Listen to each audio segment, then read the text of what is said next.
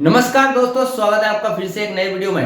तो दोस्तों अभी कुछ समय पहले मैंने एक वीडियो बनाया था जहां पर एनपीएस में जो सीधी भर्ती वाले कर्मचारी है उनको लेकर वो वीडियो था। ठीक है, तो आज इस वीडियो में आपको बताने वाला हूं कि जो बीएसएनएल मैनेजमेंट है वो स्विच करना चाहती है ओपीएस को एनपीएस में। ठीक है, तो इस पर बीएसएनएल ईयू की क्या राय है, क्या जवाब है, पूरी जानकारी आज इस वीडियो में डिटेल तरीके से देने वाला हूं। तो चैनल पर नए हो तो सब्सक्राइब करें। मेरा नाम है सुनील विश्वकर्मा। जानकारी यूजफुल लगे तो एक लाइक करके जरूर जाना। चलिए दोस्तों बढ़ाते हैं वीडियो को आगे।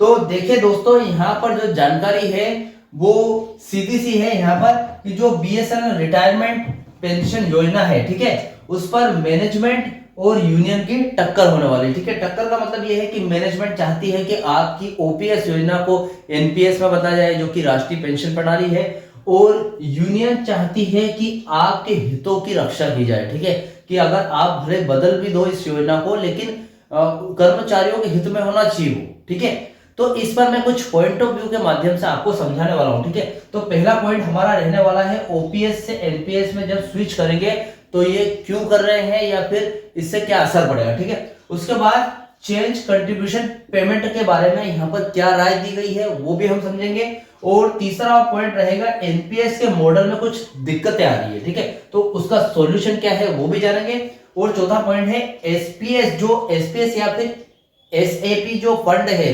ठीक है, जो कि आपको रिटायरमेंट से पहले जो फंड जमा होता है उसको एलआईसी में करो, इसकी मांग है बीएसएनएल ईयू की तरफ से। तो वो क्यों कर रही है ऐसा वो भी हम जानेंगे। ठीक है, तो हम पहला पॉइंट हम एकदम डिटेल तरीके से समझते हैं पहले। ठीक है, बीएसएनएल ईयू में दो मुख्य प्रकार के कर्मचारी काम करते हैं। ठीक है, सरकारी विभागों से अवशोषित यानी कि एब्जॉर्ब हुए कर्मचारी जो पुरानी पेंशन योजना ओपीएस के तहत पेंशन के हकदार है, और एक सीधी भर्ती वाले डायरेक्ट रिक्वायर्ड वाले कर्मचारी जिन्हें कंपनी द्वारा निर्धारित अधिनिर्णय पेंशन योजना यानी कि सुपर एन्युएशन पेंशन स्कीम एसपीएस के तहत कुछ मामलों में राष्ट्रीय पेंशन या फिर कुछ मामलों में राष्ट्रीय पेंशन प्रणाली एनपीएस का लाभ मिलता है। ठीक है, तो यहां पर देखिए बीएसएनएल मैनेजमेंट का प्रस्ताव सीधी भर्ती वाले कर्मचारियों के लिए मौजूदा एसपीएस अंशदान को बदलने पर केंद्रित है। यह कदम संभवतः कंपनी के वित्तीय बोझ को कम करने और पेंशन प्रणाली के अधिक आधुनिक बनाने का प्रयास का एक हिस्सा है। ठीक है, एसपीएस को एनपीएस में बदला जा रहा है। ठीक है, अब यहां पर देखिए मैनेजमेंट का संभावित प्रस्ताव क्या है। मैनेजमेंट एसपीएस अंशदान को कुछ बदलाव पर विचार कर रही है। ठीक है, एसपीएस से एनपीएस की ओर स्विच करना, जैसे कि हमारा पहला पॉइंट है उसको समझते हैं पहले। कई पब्लिक सेक्टर अंडरटेकिंग्स पीएसयूएस अब डिफाइंड कंट्रीब्यूशन स्कीम जैसे कि एनपीएस को अपना रहे हैं। एनपीएस में पेंशन राशि बाजार के प्रदर्शन पर निर्भर करती है। अब इसकी मौजूदा स्थिति क्या है वो देख लेते हैं। एसपीएस के तहत बीएसएनएल एक निश्चित राशि यानी कि वेतन का 1% जैसे 12% या फिर 30% सीमा के भीतर कर्मचारियों के लिए एलआईसी या फिर किसी अन्य फंड में जमा करता है। अब जो कर्मचारी वो है जिनको बीएसएनएल के तहत एसपीएस में पेंशन मिलती है। ठीक है, एसपीएस के तहत पेंशन मिलती है बीएसएनएल कर्मचारियों को, जो 12% या फिर जो भी सैलरी का हिस्सा होता है वो किसी एलआईसी या फिर ऐसे फंड में जमा करता है, लेकिन फिलहाल एलआईसी में जमा नहीं किया है। ठीक है, तो यहाँ पर हम देखेंगे दूसरा पॉइंट आता है। अब हमने ये समझ लिया है कि बीएसएनएल ओपीएस से एनपीएस में स्विच क्यों कर रहा है, लेकिन अभी क्या है चेंज कंट्रीब्यूशन पेमेंट क्या है वो समझ लेते हैं। देखिए, अंशदान की राशि में बदलाव, मैनेजमेंट कर्मचारियों को दिए जाने वाले योगदान की दर में संशोधन करने का प्रस्ताव कर सकता है। एग्जाम्पल के लिए यदि वर्तमान में 12,000 योगदान दिया जा रहा है तो इसे घटाया या फिर बदला जा सकता है। प्रबंधन चाह रहा है कि हम ये कर दे कि आपकी पेंशन दर को संशोधित कर दे। ठीक है, इससे क्या होगा कि हम इसको घटा भी सकते हैं, बढ़ा भी सकते हैं या फिर कुछ भी बदलाव कर सकते हैं हमारे हिसाब से। ठीक है, अब यहां पर defined benefit vs defined contribution, OPS और एसपीएस को डिफाइंड बेनिफिट स्कीम माना जाता था पहले, जहां रिटायरमेंट एक निश्चित पेंशन राशि की गारंटी होती थी।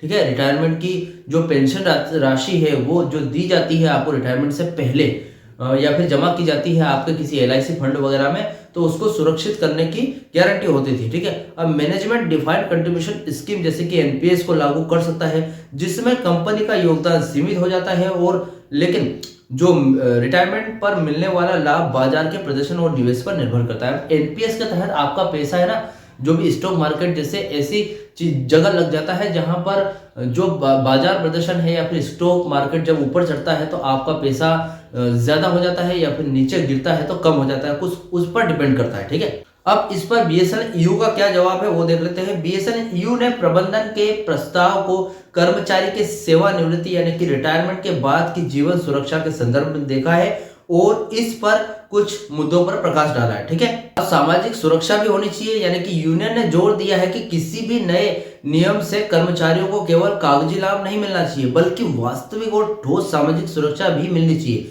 पेंशन का उद्देश्य रिटायरमेंट के बाद एक सम्मानजनक जीवन सुनिश्चित करना होता है। ठीक है, यहाँ पर बीएसएनएल मैनेजमेंट का ये जवाब है। अब यहाँ पर हमारा एक और पॉइंट देख लेते हैं, एनपीएस मॉडल में कुछ दिक्कतें आ रही है। ठीक है, तो इसका सॉल्यूशन क्या है वो देख लेते हैं। तो कुछ पॉइंट ऑफ व्यू के माध्यम से समझेंगे, जहां पर कुछ पॉइंट रहेंगे उस पर यूनियन का जवाब, यूनियन ने क्या सुझाव दिया है वो, और उससे उसका सॉल्यूशन क्या है वो जानेंगे। ठीक है, तो देखिए पहला पॉइंट है पेंशन का कैलकुलेशन, वो भी 40% नियम के हिसाब से। ठीक है, अब यूनियन ने इस पर क्या तर्क दिया है, कर्मचारियों को यह विकल्प मिलना चाहिए कि उनकी पेंशन की कैलकुलेशन जमा की गई 100% राशि पर हो, ना कि 40% राशि पर। ठीक है, अब यहां पर इसका हल क्या है, एनपीएस में सेवानिवृत्ति पर 60% राशि एक मुश्त निकाली जाती है, लमसम निकाल सकते हैं आप। केवल 40% राशि का उपयोग वार्षिक यानी कि एन्युटी खरीदने के लिए किया जाता है, जिससे पेंशन कम बनती है।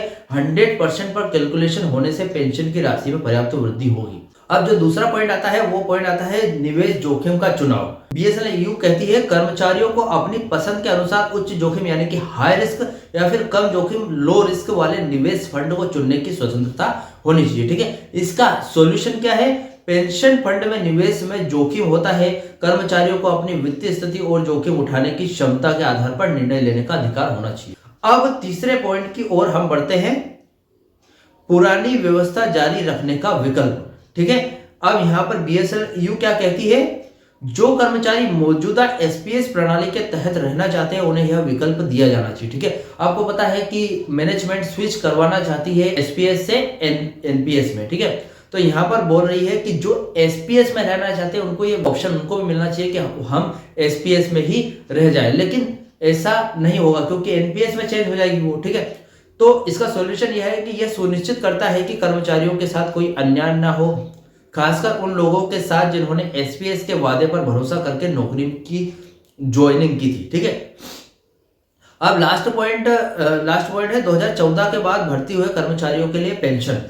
अब इस पर बीएसएनएल क्या कहती है, कई सीधी भर्ती वाले कर्मचारियों को वर्तमान में सरकारी नौकरियों के बराबर या पुरानी पेंशन के समान लाभ मिल रहे हैं। कर्मचारियों का योगदान प्रबंधन के योगदान के अतिरिक्त उनके भविष्य को सुनिश्चित करेगा। ठीक है, इसका सॉल्यूशन क्या है, चौथे पॉइंट में बताया गया 2014 के बाद भर्ती हुए कर्मचारियों के लिए पेंशन। ठीक है, तो यूनियन क्या बोलती है, ऐसे कर्मचारियों को भी सेवानिवृत्ति पेंशन फंड में पर्याप्त योगदान करने का अवसर दिया जाना चाहिए ताकि उन्हें सेवानिवृत्ति यानी कि रिटायरमेंट का उचित पेंशन मिल सके। ठीक है, तो इसका सॉल्यूशन क्या है, कई सीधी भर्ती वाले कर्मचारियों को वर्तमान में सरकारी कर्मचारियों के बराबर या फिर पुरानी पेंशन समान लाभ नहीं मिल रहे हैं। ठीक है, कर्मचारी का योगदान प्रबंधन के योगदान के अतिरिक्त उनके भविष्य को सुनिश्चित करेगा। ठीक है, अब हमारा लास्ट पॉइंट आता है जो कि सबसे जरूरी है, एसपीएस फंड को एलआईसी में करो। कौन बोल रही है, बीएसएनएल मैनेजमेंट से बोल रही है। ऐसा क्यों कर रही है वो भी समझ लेते हैं।